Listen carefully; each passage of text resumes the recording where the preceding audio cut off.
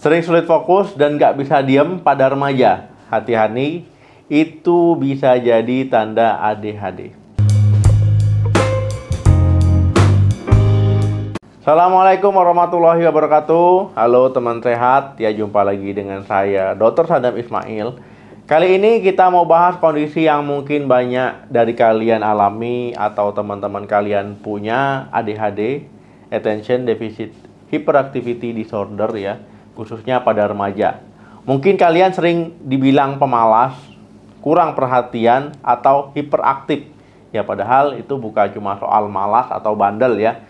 Gejala itu bisa jadi tanda kalau ada sesuatu yang berbeda di otak kalian, yaitu ADHD. Nah, ini bukan penyakit tapi kondisi neurobiologis yang mempengaruhi cara kerja otak ya dalam mengatur perhatian, impulsivitas, dan aktivitas. Nah, di video kali ini kita akan ngobrolin apa itu ADHD pada remaja, ya gimana tanda-tandanya, apa dampaknya, dan yang paling penting, gimana cara mengatasinya biar kalian bisa hidup lebih nyaman dan maksimal. Nah, tonton sampai habis.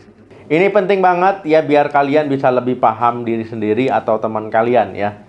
ADHD itu kondisi di mana otak punya kesulitan dalam mengatur beberapa fungsi seperti fokus ya, ngontrol emosi, atau ngatur perilaku. Ada 3 jenis utama ADHD yang bisa muncul beda-beda ya tiap orang. Yang pertama itu susah fokus atau inatensi. Jadi gampang terdistraksi, pikiran sering melayang pas lagi belajar atau ngobrol ya, sering nggak dengerin, sulit menyelesaikan tugas, lupa barang, ya janji, dan ceroboh. Nah yang kedua hiperaktif. Nah ini nggak bisa diam nih. Nah sering gelisah, kemudian nggak bisa diem duduk tenang, ya nggak bisa duduk tenang, kemudian pengennya bergerak terus, suka ngetuk-ngetuk jari, ya banyak bicara, sering memotong pembicaraan, sulit menunggu giliran. Nah yang ketiga ini impulsif, ya jadi nggak sabaran, dia buru-buru. Nah ini cenderung bertindak tanpa pikir panjang, ya langsung nyaut, yang ngelakuin sesuatu. Nah sering ambil resiko, ya gampang marah, nah atau frustasi. Nah, pada remaja, biasanya gejala hiperaktif ini bisa berkurang, tapi masalahnya sulit fokus dan impulsivitas ini justru makin menonjol ya, apalagi pas masa sekolah yang tugasnya makin banyak. Nah, kenapa remaja bisa punya ADHD? Penyebab ADHD ini bukan karena kalian kurang niat atau orang tuanya kurang disiplin, ini murni karena perbedaan cara kerja otak ya. Nah, yang pertama itu karena faktor genetik ya, ADHD ini bisa diturunkan ya dari keluarga. Yang kedua, perbedaan struktur di otak ya, ada perbedaan di bagian otak yang mengatur perhatian, konsentrasi, dan juga impuls. Yang ketiga, faktor lain.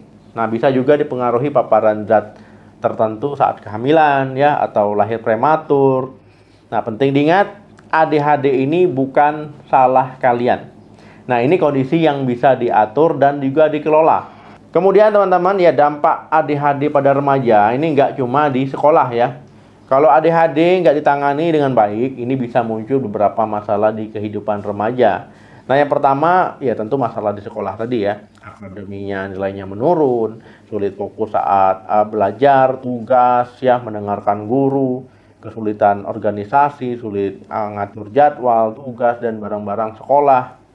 Nah, sering masalah disiplin ya, mungkin sering ditegur guru. Nah, kemudian teman-teman yang kedua, masalah dalam pergaulan ataupun sosial.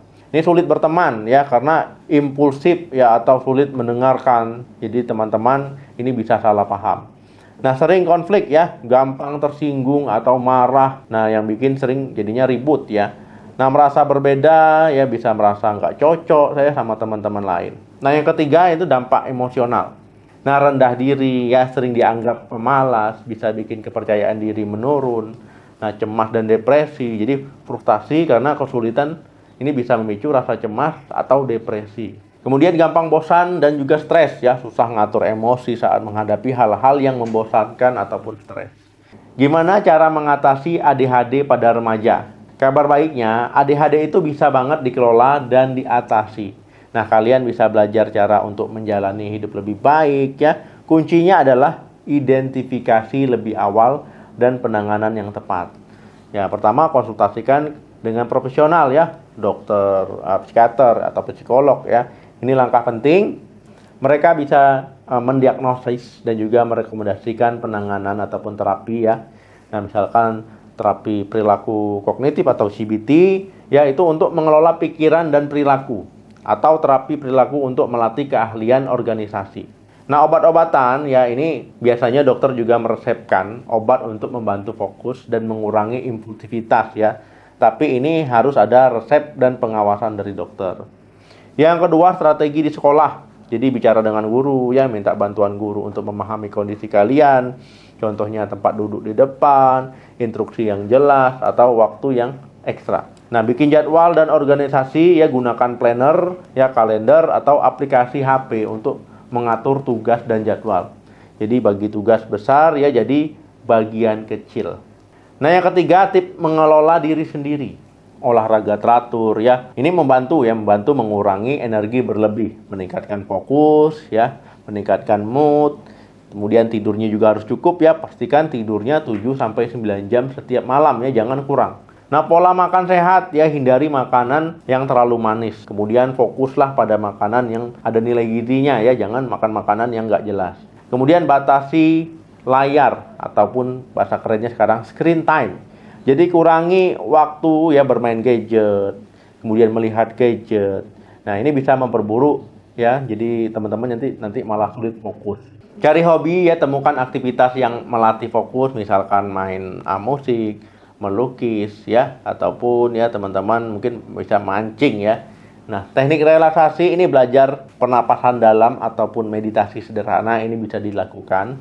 Nah, yang keempat ini yang paling penting juga, dukungan keluarga dan teman-teman. Jadi buka diri ya, cerita ke orang tua atau ke teman dekatnya yang dipercaya. Kemudian edukasi, ajak orang tua ataupun teman belajar tentang ADHD. Nah, jadi teman-teman ya, ini adalah langkah-langkah yang sangat penting. Kesimpulannya, ADHD itu bukan label cacat atau pemalas ya, ini kondisi yang membuat otak kalian itu bekerja sedikit berbeda. Dan itu artinya kalian punya cara pandang dan kelebihan unik juga ya. Jadi banyak orang yang sukses dengan ADHD, jadi jangan khawatir. Ya, mengenali tanda-tandanya dan berani mencari bantuan adalah langkah yang paling hebat untuk masa depan yang lebih cerah. Nah, jadi kalian kuat dan kalian bisa sukses dengan ADHD.